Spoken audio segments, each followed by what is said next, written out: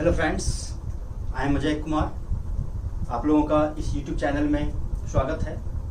आज हम लोग काफ़ी इम्पॉर्टेंट टॉपिक करने जा रहे हैं। मॉडर्न हिस्ट्री का एक बहुत ही महत्वपूर्ण पार्ट है ब्रिटिश कालीन भू राजस्व व्यवस्था, land revenue system settlement during British period. ये अब हम लोग को पढ़ना है, काफ़ी इंपॉर्टेंट है। ब्रिटिश इकोनॉमी इम्पैक्ट का एक बहुत महत्वपूर्ण चैप्टर है। हम लोगों ने पढ़ा जब अंग्रेज यहाँ पर आए तो किस प्रकार से भारत में अपनी व्यवस्था को स्थापित किया, किस प्रकार उन्होंने एक व्यापारी बनकर आए थे, किस प्रकार यहाँ पर उन्होंने एक साम्राज्य का निर्माण किया, उसी का एक कंसेक्वेंस है, पार्ट है ब्रिटिश कालीन भू राजस्व व्यवस्था। तो आइए हम लोग शुरू करते हैं। ऐसे आप लोगों की जानकारी के लिए हम जानते हैं कि permanent settlement, Ryotwari settlement, Mahalwari settlement और तालुकेदारी सेटलमेंट, 4 प्रकार के सेटलमेंट हैं जिसे हम लोगों को करना है। विभिन्न संदर्भ में इसको देखना है, इसका कंपेरिजन भी करना है। बहुत सारे फैक्ट्स हैं, पॉइंट्स हैं जो आपको याद करने हैं। एग्जामिनेशन पॉइंट ऑफ व्यू से काफी इंपॉर्टेंट है। एक एक प्रश्न से, एक एक पॉइंट से क्वेश्चन इसमें आता है। तो आइए हम लोग देखते हैं। सबसे पहली बात आप यहाँ देखेंगे, अंग्रेज, इसको हम लोग बी से डिनोट कर रहे हैं। अंग्रेज इंडिया में आए थे। इंडिया में अंग्रेज आए थे, एक व्यापारी बनकर आए थे। उन्होंने ब्रिटिश यूरोपीय क्षेत्र से या ब्रिटेन से बहुत सारे धन यहाँ पर लाते थे, बहुत सारे धन या बहुत सारा सोना, उसको हम लोग बुलियन भी बोलते थे, बुलियंस। अंग्रेज यहाँ पर जब आते थे तो बहुत सारे धन और सोना बुलियंस लेकर आते थे और इंडिया से तैयार माल लेकर जाते थे, मैन्युफैक्चर्ड गुड्स लेकर यहाँ से जाते थे। इससे क्या होता था कि भारत को बड़े पैमाने पर लाभ होता था। जब हम लोग अपने यहाँ के कुटीर उद्योगों का बना हुआ माल अंग्रेजों को बेचते थे तो हमें काफी लाभ होता था। इस व्यापार में भुगतान संतुलन भारत के पक्ष में था। ये भी क्वेश्चन आता है। दूसरी बात, तो यहाँ के कारीगर थे भारत में जो हैंडीक्राफ्ट इंडस्ट्री था, कॉटेज इंडस्ट्री था, उसको काफी बेनिफिट होता था। तो यहाँ पर हम लोगों को कोई लॉस नहीं था। यह पीरियड आप इसको ऐसा रख सकते हैं, यह पीरियड 1600 से 1757 तक का ये पीरियड था जहां पर इस तरीके से व्यवस्था चली। लेकिन जैसे जैसे अंग्रेज यहाँ पर स्थापित होते गए, उनकी लालसा बढ़ती गई। More and more profit, more and more, है ना। उनकी इच्छा जो थी और अधिक से अधिक लाभ, अधिक से अधिक लाभ, इसके लिए उन्होंने एकाधिकार प्राप्त किया था। जो आप लोगों को पता है, एकाधिकार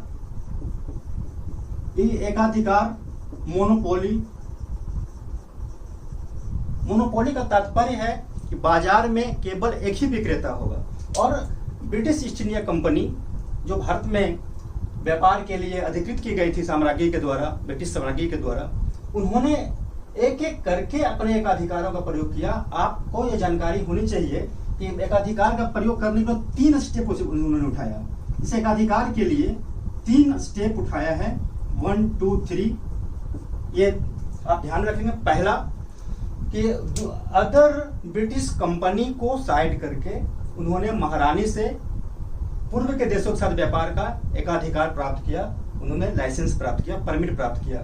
दूसरा, जब इंडिया में उन्होंने अपना आगमन किया, यहाँ आने के बाद पुर्तगाली, डच, फ्रेंच आदि कंपनियों को युद्ध में हराया और उन्हें भारत के व्यापार से बाहर कर दिया और एकमात्र व्यापारी के रूप में ब्रिटिश बच गए। यहाँ भी उनको एकाधिकार प्राप्ति हुई। तीसरा, भारतीय राजे राजवाड़े नवाब जहां कहीं भी उनको व्यापार में बाधा करते हुए दिखे, जहां कहीं समस्याएं हुई, उनको युद्ध में हराया। जैसे आप प्लासी की लड़ाई, बक्सर की लड़ाई, मैसूर का युद्ध आप जानते हैं, है ना। इस प्रकार से मराठों के साथ युद्ध हुआ और इस प्रकार से विभिन्न युद्धों के माध्यम से भारतीय राजे राजवाड़ा को उन्होंने हराया और अपने व्यापार के मार्ग को प्रशस्त किया।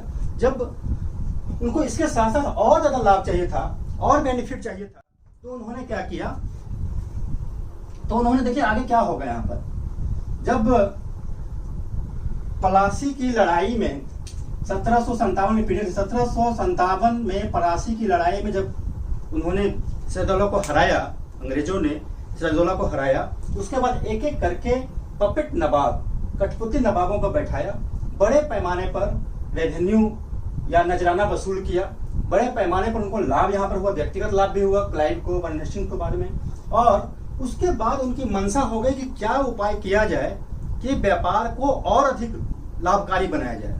दूसरा, बिना ब्रिटेन से बुलियन लाए, ये बुलियन धन सोना बिना ब्रिटेन से लाए, भारत से ही किस प्रकार से धन का संग्रह किया जाए और धन का संग्रह करके किस प्रकार अधिक से अधिक लाभ कमाया जाए, इसके उन्होंने टेक्निक उन्होंने देखा, अपनाया। देखिए फिर से, ये ब्रिटिश है, ये इंडिया। अब वो देख रहे हैं कि यहाँ जो बुलियन वो ला रहे थे, अब वो नहीं चाहते थे इसको लाना।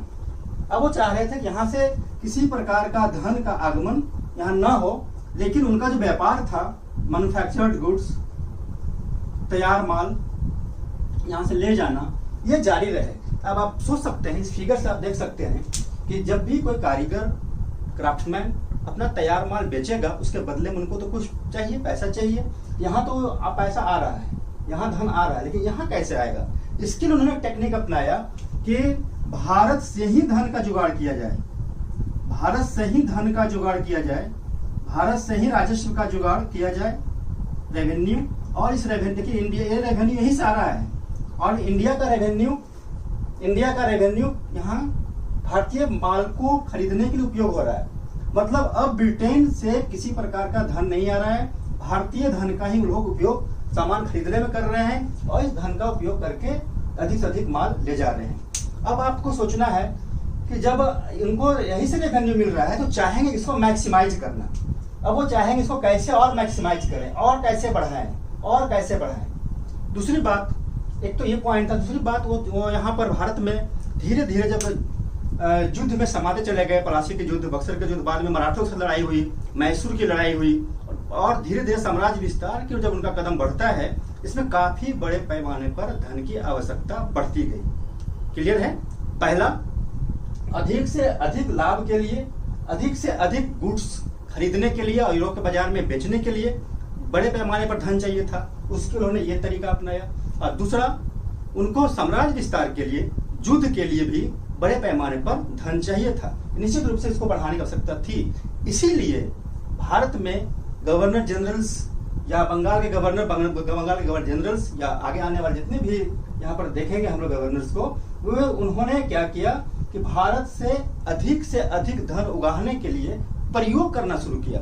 और यह प्रयोग कृषि के क्षेत्र में, भू राजस्व के क्षेत्र में प्रयोग प्रारंभ हुआ, और उसी प्रयोग को हम लोग यहाँ पढ़ेंगे। It means we are studying about experiment related with agriculture system, revenue system. तो एक्सपेरिमेंट को हम लोग देखेंगे।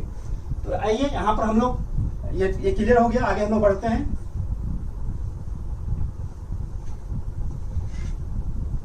जब अंग्रेजों ने 1764 में बक्सर की लड़ाई लड़ी थी और ट्रिपल अलायंस, शाह जो हम लोग पढ़ रहे, शाह आलम, शुजा-उद-दौला अवध का नवाब और मीर कासिम बंगाल के नवाब की संयुक्त सेना को हराया।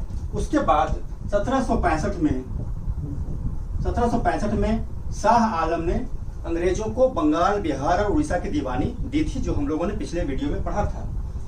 दीवानी का मतलब होता है राजस्व वसूल करने का अधिकार। राजस्व वसूल करने का अधिकार उसको मिला, दैट इज दीवानी राइट। दीवानी का अधिकार मिला। इस अधिकार से अंग्रेज भारत में राजस्व वसूलने के लिए अधिकृत हो गए। प्रारंभ में उनको कुछ आइडिया था नहीं, व्यापारी को इस तरह का आइडिया अभी नहीं था, तो उन्होंने रेवेन्यू वसूल करने के लिए क्या उपाय किया जाए, ये सोच में लगे हुए थे। तत्काल उन्होंने रेवेन्यू को दुगना करने की कोशिश की, बढ़ाने की कोशिश की। केवल रेवेन्यू को बढ़ा कर अधिक से अधिक अपना रेवेन्यू जुटा रहे थे, ताकि अधिक से अधिक तैयार माल यहाँ से ले जाया जा सके। तो पहले तो रेवेन्यू बढ़ाना शुरू किया।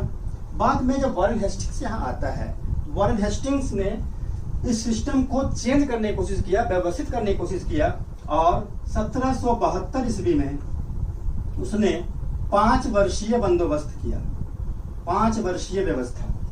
यहाँ आपको एक और चीज जानना है, जब अंग्रेज प्रयोग कर रहे थे तो कुछ क्वेश्चंस था, 3 क्वेश्चन था वहां पर कि भूमि का स्वामी किसे माना जाए। पहला था भूमि का स्वामी किसे माना जाए। दूसरा, टैक्स कलेक्टर कौन होगा, राजस्व संग्राहक टैक्स कलेक्टर कौन होगा। और तीसरा कि रेवेन्यू कितना देना है, राजस्व कितना होगा, दर कितना होगा। ये प्रश्न था, और इस प्रश्न पे बहुत तरह के विचार आए, बहुत तरह का मंथन हुआ। फिलिप फ्रांसिस, जो वॉरेन हेस्टिंग्स के गवर्नर के काउंसिल का मेंबर था, उसने बताया कि भूस्वामी किसानों को माना जाए और उन्हीं से वही टैक्स वसूल करेंगे, जैसा कि ब्रिटेन में होता है। लेकिन वॉरेन हेस्टिंग्स इसे एग्री नहीं हुआ। वॉरेन हेस्टिंग्स को लगा कि नहीं, ये तो सही नहीं है, यहाँ पर ऐसा नहीं करना चाहिए, भूस्वामी किसानों को नहीं बनाया जाना चाहिए। इसलिए उसने क्या किया, ठेकेदारी प्रथा प्रारंभ किया, नीलामी की प्रथा प्रारंभ की। इसको हम लोग बोलते हैं इजारेदारी व्यवस्था, इजारा। तो वॉरेन हेस्टिंग्स ने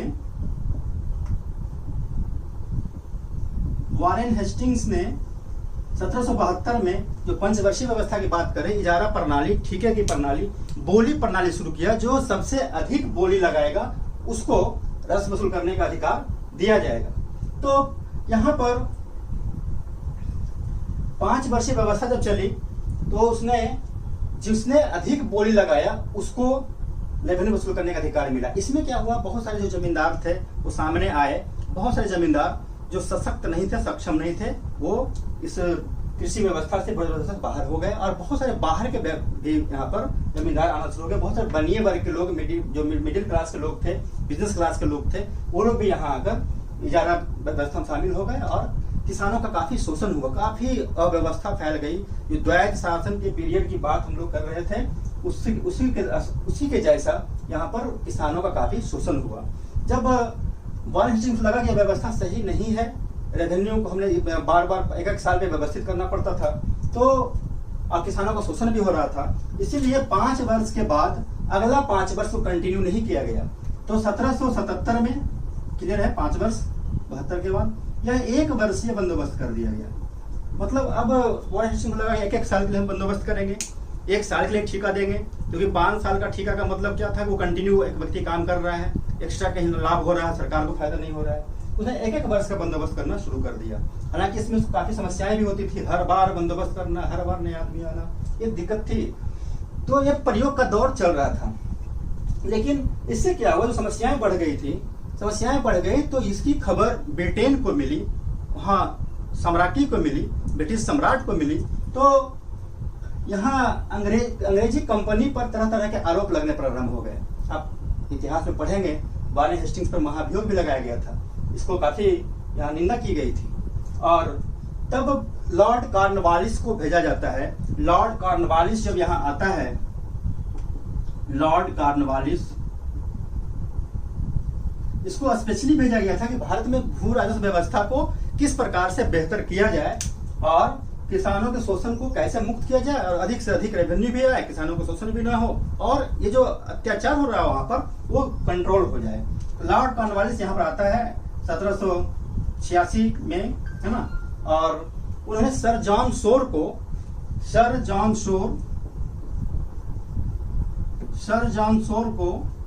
इसके लिए, है ना, इस संबंध में जांच करवाया। सर जॉन शोर ने जांच करके बताया, और जैसा कि ब्रिटेन में सिस्टम था, उसके आधार पर उसने जमींदार को भूस्वामी माना, जैसा प्रश्न हमने 3 पीछे लिखा था, आप वीडियो को बैक करके देख सकते हैं। तो जॉन शोर ने माना कि भूमि का स्वामी जमींदार होगा। उसने जमींदार को भूमि का स्वामी माना और जमींदार ही टैक्स कलेक्शन का काम करेगा। तो और किसान, सबसे नीचे किसान होंगे जो जमींदारों को लगान देंगे और जमींदार क्या करेगा, कंपनी को लगान जमा करेगा। और यह व्यवस्था जॉन शोर ने 10 वर्षों के लिए किया था। आप यहाँ पर ध्यान रखेंगे, 20 फरवरी 1792 को जॉन शोर ने 10 वर्षीय बंदोबस्त किया था, 10 वर्षीय बंदोबस्त। तो यहाँ पर थोड़ा सा फिर से हम रिमाइंड करना चाहेंगे आपको। ये एक है 5 वर्षीय बंदोबस्त 72 में, 1 वर्षीय बंदोबस्त 77 में और 10 वर्षीय बंदोबस्त ये 92 में प्रारंभ हुआ। और इसी को 10 वर्षीय बंदोबस्त को जब देखा 10 साल के लिए है, तो लॉर्ड कॉर्नवालिस ने इसी 10 वर्षीय बंदोबस्त को अस्थायी कर दिया, परमानेंट कर दिया, मतलब सब दिन के लिए अस्थायी कर दिया गया इसको। और यही सिस्टम है अस्थायी बंदोबस्त। अब यहाँ से यहाँ आएंगे अस्थायी बंदोबस्त। तब क्या है, अस्थायी बंदोबस्त की भी अपनी सीमाएं थी। एक बार अस्थायी हो जाने के बाद सरकार को रेवेन्यू बढ़ाने की कोई गुंजाइश नहीं था, या अगर फसल ज्यादा होता है, जमींदारों को अधिक लाभ होता है, उसका फायदा नहीं मिल पाता था सरकार को, इसलिए उसने दूसरे क्षेत्र में दूसरी व्यवस्था, तीसरे क्षेत्र में तीसरी व्यवस्था। मतलब हमने पहले बताया है प्रयोग का दौर था, तो ये प्रयोग के दौर में भारत के भूभाग में अलग अलग क्षेत्र में अलग अलग प्रकार के बंदोबस्त का प्रयोग किया ताकि अधिक से अधिक रेवेन्यू आ सके। तो यहाँ पर आप देखेंगे अस्थाई बंदोबस्त। सबसे पहले अस्थाई बंदोबस्त पैटर्न देखिए इसका। इसमें कंपनी ने जमींदारों को रेवेन्यू वसूल करने के लिए अधिकृत किया। यह बंदोबस्त जमींदारों के साथ हुआ, मतलब किसान जमींदारों को लगान देंगे और जमींदार कंपनी को लगान जमा करेगा। मतलब जमींदार वॉज द टैक्स कलेक्टर। जमींदार भूमि का स्वामी भी मान लिया गया, जैसे आपने अपने यहाँ देखा, और टैक्स कलेक्टर है, किसानों से टैक्स कलेक्ट करेगा और कंपनी को पहुंचाएगा। यहाँ कोई प्रॉब्लम नहीं है। दूसरा रैयतवाड़ी बंदोबस्त में देख रहे हैं कि उसने क्या किया, सीधा बंदोबस्त किया, किसानों का सीधा बंदोबस्त किया। मतलब किसान सीधे कंपनी को लगान जमा करेंगे। एक महलवाड़ी बंदोबस्त था जिसमें किसान, एक लंबरदार होता था, गांव का समूह होता था। महल का मतलब होता है गांव का समूह। महल का यहाँ देखिए महल लिखा हुआ है, महल का मतलब होता है गांव का समूह, ग्रुप ऑफ विलेजेस। 2 4 5 गांव का एक समूह होता था और इस समूह में से कोई एक व्यक्ति को सिलेक्ट किया गया था, वो किसानों का ही की तरफ से ही था, उसको लंबरदार बोला जाता था। और ये लंबरदार किसानों से कर वसूलते थे या सबको कहते थे कि चलो आज कर जमा करना है, तो सभी लोग अपना अपना टैक्स जो देना था ले जाकर कचहरी में जमा करते थे और यह कंपनी को मिल जाता था। एक चौथी व्यवस्था थी तालुकेदारी व्यवस्था, तो तालुका का आधार पर होता था। ये अवध में, केवल अवध में था। ये चार्ट व्यवस्था है, इसको हम लोग एक एक करके अलग से करेंगे। फिर आप इसको वर्टिकली, एक बार वर्टिकली देखेंगे, दूसरी बार आप इसको हॉरिजॉन्टली देखेंगे, तो आपको चारों व्यवस्था का एकदम बेहतर स्टडी होगा, कंपैरेटिव स्टडी होगा। ये पीटी के परीक्षा के लिए, मुख्य परीक्षा के लिए या कभी इंटरव्यू में पूछा जाता है, तब भी आप कहीं कंफ्यूज नहीं करेंगे, ऐसा मुझे विश्वास है। तो पहला है परमानेंट सेटलमेंट जो जमींदार साथ किया गया था। इसका क्षेत्र आप देखेंगे बंगाल, बिहार, उड़ीसा, असम के कुछ भाग में था, पूरा असम में नहीं था। उत्तरी कर्नाटक और बनारस ये था। कंफ्यूजन होता है, देखिए असम में कुछ भाग यहाँ भी है, असम में कुछ भाग यहाँ भी है, यहाँ भी है।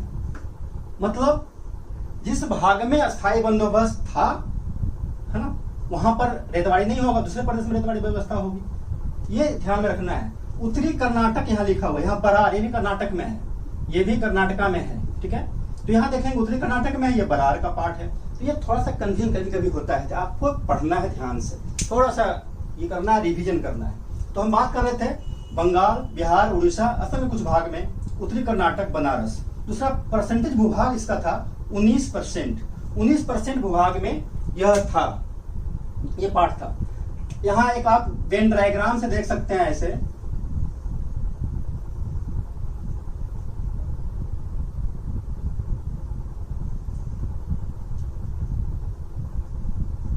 ये हमने बताया ये परमानेंट सेटलमेंट है, परमानेंट सेटलमेंट, रैयतवाड़ी सेटलमेंट है और ये महलवाड़ी सेटलमेंट है, जो हमने लिखा 19%, 51% और 30%। इसको आप वेन डायग्राम में भी ऐसा करके याद रखने के लिए कर सकते हैं, 19, 51 और 30%। तो 19% भूभाग, यह भूभाग मतलब अंग्रेजों का जितना क्षेत्र पर शासन था, मतलब British territory, 19% of British territory, 51% of British territory, 30% या 29%, कहीं कहीं लिखता है 30% या 29, क्योंकि अवध भी एक पार्ट यहाँ पर है। तो यह भी है ऑफ ब्रिटिश टेरिटरी। अब देखिए यहाँ पर व्यवस्थापक कौन था, इसको लागू करने वाला कौन था, तो लॉर्ड कॉर्नवालिस, हम बार बार बात कर रहे हैं। लॉर्ड कॉर्नवालिस ने सर जॉन शोर के 10 वर्षीय व्यवस्था को, ये 10 वर्षीय व्यवस्था को परमानेंट कर दिया। और इसका प्रारंभ हुआ 1793 में, 22 मार्च 1793। और इसमें कुछ विविध तथ्य हैं। स्थायी बंदोबस्त में राजस्व को फिक्स कर दिया गया था 3.75 करोड़, 4.25 करोड़ रेवेन्यू सरकार ने फिक्स किया था वार्षिक, ये वार्षिक था। 3.75 करोड़ एनुअल रेवेन्यू वसूल करना था, यह फिक्स था, इसको सरकार नहीं बढ़ा सकती थी।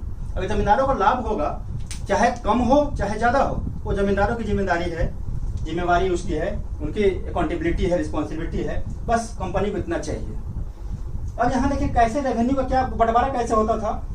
यहाँ हमने बताया था किसान जमींदार को देंगे, जमींदार कंपनी को। तो देखिए जो रेवेन्यू आता था उसमें से 10/11, 10/11 कंपनी को मिल जाता था और 1/11 जमींदार को। कहीं कहीं परसेंटेज में रहता है तो कंपनी को 89%, जमींदार को 11%। ये आप ऐसे याद रखेंगे। इसमें एक और क्लॉज था, सूर्यास्त नियम, सनसेट क्लॉज।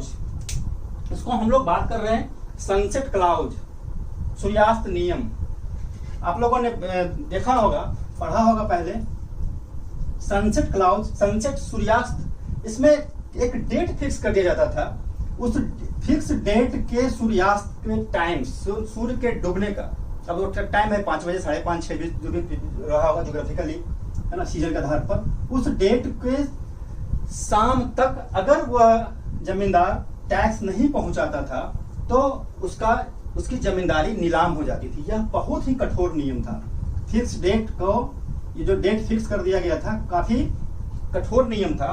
और इसमें क्या होता था, बहुत सारे जमींदारों की जमींदारी नीलाम हो गई, क्योंकि जमींदार स्थानीय होते थे। बहुत सारे किसानों से उनका इमोशनल संबंध होता था, रिलेशन होता था। किसी की बेटी की शादी हो, कोई बीमार हो, या खेत में कहीं उपज नहीं आया हुआ हो, वर्षा नहीं हो पाई हो, अकाल हो गया हो, ऐसी स्थिति में कभी कभी जमींदार थोड़ा सा, जो लोकल थे, वो किसानों के साथ अगर इमोशनल व्यवहार करते थे तो ऐसी स्थिति में रेवेन्यू जमा नहीं हो पाती थी और उनका जमींदारी नीलाम हो जाती थी। और इससे क्या हुआ, जब जमींदारी नीलाम हो गई तो उस जमींदारी को खरीदने के लिए दूरस्थ जमींदार आए। यहाँ पर दूरस्थ जमींदार, ये सब टर्म को समझना है, परीक्षा में क्वेश्चन आता है, खासकर यूपीएससी में क्वेश्चन ऐसा आते हैं। Absentee landlord, absentee landlord, absentee landlord जो अब्सेंट है, वहां रह नहीं रहा है। अब दिल्ली में वो रह रहा है और उसका बनारस में खेत है, जमींदारी है, पटना में रह रहा है, जमींदारी कहीं जहानाबाद में है। इस टाइप से उनका अब्सेंटी लैंडलॉर्ड, वहां पर वो थे नहीं। और ऐसे जमींदार, किसानों के प्रति कोई भी इमोशन इनका नहीं था और किसानों का काफी अत्याचार यहाँ पर हुआ, काफी शोषण भी हुआ, काफी अत्याचार हुआ। और यहीं पर आता है हॉफमैन नियंत्रण, हॉफमैन कंट्रोल, हॉफमैन कंट्रोल। इसमें क्या था कि जमींदार चाहे तो अगर कोई किसान ससमय रेवेन्यू जमा नहीं किया तो उसको बेदखल कर सकते थे, खेत से हटा सकते थे, मतलब बेदखल कर सकते थे। ये बहुत कठोर था। ऐसे बहुत सारे किसान बेदखल हो गए और बिना खेत के, मतलब मजदूर बन गए वो, और उनके पास खेत नहीं रहा और काफी शोषण यहाँ पर होता है। ये व्यवस्था इस प्रकार से किसानों के लिए हानिकारक रहा। जमींदार भी इसमें जो स्थानीय तो काफी हानि उनको हुआ और बाहर जमींदार आए, ये सारी व्यवस्थाएं थी। दूसरा, इस व्यवस्था को और अलग नाम से जाना जाता था, इस्तेमारी बंदोबस्त, जमींदारी बंदोबस्त, विस्वेदारी बंदोबस्त, मालगुजारी बंदोबस्त। ये नाम आता है, इस्तेमारी भी आएगा तो आप इसी को स्थायी बंदोबस्त, जमींदारी क्योंकि जमींदार से जुड़ा हुआ है, और मालगुजारी और विस्वेदारी, सारी व्यवस्थाएं आपका स्थायी बंदोबस्त का ही पार्ट है। तो मैं समझता हूँ कि आपको ये क्लियर हो गया होगा स्थायी बंदोबस्त, इसके पैटर्न, क्षेत्र, भूभाग। और इसी प्रकार रेतवाड़ी सिस्टम में अगर आप यहाँ ध्यान देंगे तो ये प्रयोग आपको समझ में आएगा। अंग्रेजों ने देखा कि जमींदारों के साथ जब हम यहाँ पर बंदोबस्त किया, जमींदार को अगर अधिक लाभ हो रहा है किसानों से, या तो वो उत्पीड़न करके लिया हो, या अच्छा उत्पादन हुआ हो, बेहतर प्रोडक्शन हुआ हो, या कि जमींदार ने मेहनत किया और ज्यादा फसल हुआ, तो उसका लाभ जमींदार को होता था, क्योंकि यह तो व्यवस्था फिक्स थी, स्थायी थी, इसलिए सरकार को उसका लाभ नहीं हो रहा था। इसलिए दूसरे क्षेत्रों में जहाँ क्षेत्र देखेंगे आप, जिस क्षेत्र में परमानेंट सेटलमेंट नहीं किया था, उस क्षेत्र में एक नया सिस्टम लाया, और वह सिस्टम था रैयतवाड़ी, रैयतों के साथ संबंध, रैयतों के साथ, किसानों के साथ सीधा संबंध। यह सीधा संबंध है, प्रत्यक्ष संबंध है, डायरेक्ट रिलेशन है किसानों के साथ। जैसे आज हम लोग अगर खेती करते हैं, मालगुजारी और जमीन का लगान, टैक्स हम लोग सरकार के पास सीधे जमा करते हैं, सरकारी अधिकारी को जमा करते हैं, न कि कोई बीच में बिचौलिया होता है। उसी तरह से यहाँ पर सीधा रेवेन्यू जमा करने के लिए कंपनी ने व्यवस्था किया, ताकि बीच में जो बिचौलिए थे, जमींदार थे, वहां जो रेवेन्यू का, है ना, जो यहाँ पर जो रह जाता था, रुक जाता था, इनको जो लाभ होता था वो न हो और कंपनी को अधिकाधिक लाभ मिले। और यह व्यवस्था मद्रास, बम्बई, बराड़, अभी पहले हमने बताया था, कुर्ग और असम के कुछ क्षेत्र में लागू किए गए थे। पूरे ब्रिटिश भूभाग के 51% पे था, पहले चर्चा किया था। इसको स्टार्ट करने वाला था कर्नल रीड, बारामहल, मद्रास का एक जिला है बारामहल, जहां उन्होंने प्रयोग के तौर पर शुरू किया था ये कर्नल बारामहल में, और यह 1792 में हुआ था। देखिए दोनों का मिलाएंगे आप, यहाँ 3 पॉइंट है, यहाँ पे 3 पीरियड यहाँ पर लिख रहा है। तो कर्नल रीड, बारामहल 1792 में, टॉमस मुनरो ने पूरे मद्रास में लागू किया 1820 में, दक्षिण भारत में लागू किया, और एल्फिंस्टन ने बॉम्बे में इसको लागू किया था 1830 में। तो आप यहाँ पे इसको ध्यान रखेंगे 1792, 1820, 1830 हर एक तरह से क्वेश्चन परीक्षा में आता है। और इसमें रेवेन्यू 33% से लेकर के 80 to 85% तक था। ये सर्वाधिक शोषणकारी व्यवस्था थी। सबसे ज्यादा एक्सप्लॉयटेटिव, सबसे ज्यादा एक्सप्लॉयटेशन इसी व्यवस्था में हुआ था, क्योंकि सीधे किसानों का संबंध था और अंग्रेज अधिकारी किसानों का काफी उत्पीड़न करते थे और टैक्स बढ़ाकर इतना कर दिए थे कि किसान उसको कर को चुका नहीं पाते थे और जमीन उनकी नीलाम कर दी जाती थी। और इसमें एक और पॉजिटिव पॉइंट यह था कि यह भारतीय परंपरा के अनुरूप मानकर इसको लागू किया गया था। चूंकि आप पढ़ेंगे तो दक्षिण भारत में टीपू सुल्तान का या मराठा शिवाजी का जो पीरियड था उसमें सीधे किसानों के साथ संबंध था, रेवेन्यू सिस्टम में परचेस संबंध था। इसलिए अंग्रेजों ने इसको यह प्रचारित किया कि यह भारतीय परंपराओं के अनुरूप है, इसलिए इसको हम ऐसे लागू करते थे। ये सारी व्यवस्थाएं आपको रेतवाड़ी सिस्टम हो गया, सीधा संबंध, ये क्षेत्र है 51%, रीड मुनरो एल्फिंस्टन 1792, 1820, 1830 ये इस परसेंटेज है और भारतीय परंपरा के अनुरूप। दूसरा महलवाड़ी व्यवस्था एक तीसरी व्यवस्था है जिसमें अंग्रेजों ने कोशिश किया कि स्थायी बंदोबस्त और रेतवाड़ी बंदोबस्त दोनों के लाभ ले लिए जाए, इसीलिए उसको लंबा पीरियड तक रखा गया और बीच में एक बिचौलियों को भी रखा। तो कंपनी ने क्या किया, यहाँ किसानों के साथ संबंध नहीं रखा बल्कि बीच में किसानों के ग्रुप में से ही एक लंबरदार को रखा जो महाल का एक हेड होता था। महाल का मतलब गांव का समूह, हमने पहले भी बताया था, गांव का समूह था और वो रेवेन्यू जमा करने के लिए जिम्मेदार थे। और यह था मध्य भारत में, पंजाब, पश्चिमी प्रांत और पश्चिमी उत्तर प्रदेश। ध्यान रखेंगे पश्चिमी उत्तर प्रदेश और यहाँ बनारस में था ये वाला आपका। ये दोनों का थोड़ा सा कंपेरेटिव स्टडी करने की आवश्यकता है। और पूरे भूभाग का 30% था, कहीं कहीं 29 लिखता है, ऐसे याद रखेंगे। और स्टार्ट करने वाला था हॉल्ट मैकेंजी, यहाँ कॉर्नवालिस, यहाँ रीड मुनरो एल्फिंस्टन, यहाँ मैकेंजी, इसको याद रखेंगे। ये 1819-20 का पीरियड है, यह आपका महलवाड़ी बंदोबस्त। इसमें रेवेन्यू 50% रखा गया था, हालांकि एक्चुअली इसको वसूल करने में 80% या उससे ज्यादा ही वसूल होता था। और इस प्रकार यह भी व्यवस्था काफी शोषणकारी थी। और इसमें 1822 में एक रेगुलेशन आया था, रेगुलेशन 7, जिसके आधार पर रेवेन्यू का सिस्टम को एस्टैब्लिश किया गया। इसके अलावा 1833 में लॉर्ड विलियम बेंटिक ने रेगुलेशन 9 लाया था, जिसमें इस व्यवस्था को 30 वर्षों के लिए कर दिया। 30 का मतलब एक फिक्स व्यवस्था भी हो गई, अस्थायी टाइप का भी हो गया, और यह अस्थायी भी बदला जा सकता 30 साल के बाद। दोनों ही व्यवस्था के गुण, रेतवाड़ी और महलवाड़ी, रेतवाड़ी और अस्थायी बंदोबस्त के गुण यहाँ पर उसने अडॉप्ट किया और रेवेन्यू को 66% कर दिया बेंटिक के समय। और यहाँ एक और पॉइंट आता है एग्जामिनेशन पॉइंट ऑफ व्यू से, मार्टिन बर्ड का नाम आप सुने होंगे। मार्टिन बर्ड ने भूमि का सर्वेक्षण किया था, यह क्वेश्चन आता है। और मार्टिन बर्ड को उत्तर भारत का भू राजस्व व्यवस्था का जनक कहा गया है। तो ये आप महलवाड़ी व्यवस्था में ऐसे देखेंगे, ऐसे हॉरिजॉन्टली आप एक एक करके याद करेंगे। फिर एक है तालुकेदारी व्यवस्था का, एक छोटा सा अवध में ही था ये, इसमें तालुका को आधार बनाया गया था। कंपनी थी, तालुका था, तालुकेदार यहाँ होते थे। ये तालुकेदार कोई स्थानीय लोग नहीं थे, इस तालुकेदार को भूमि पर अधिकार नहीं था, कंपनी द्वारा वेतन पर नियुक्त किए गए थे। ये तालुकेदार वेतन पर सैलरी बेस्ड थे, सैलरी पे थे, इनको भूमि पर कोई अधिकार नहीं था जैसे जमींदारों का था। यहाँ पर स्थायी बंदोबस्त में ऐसा नहीं था।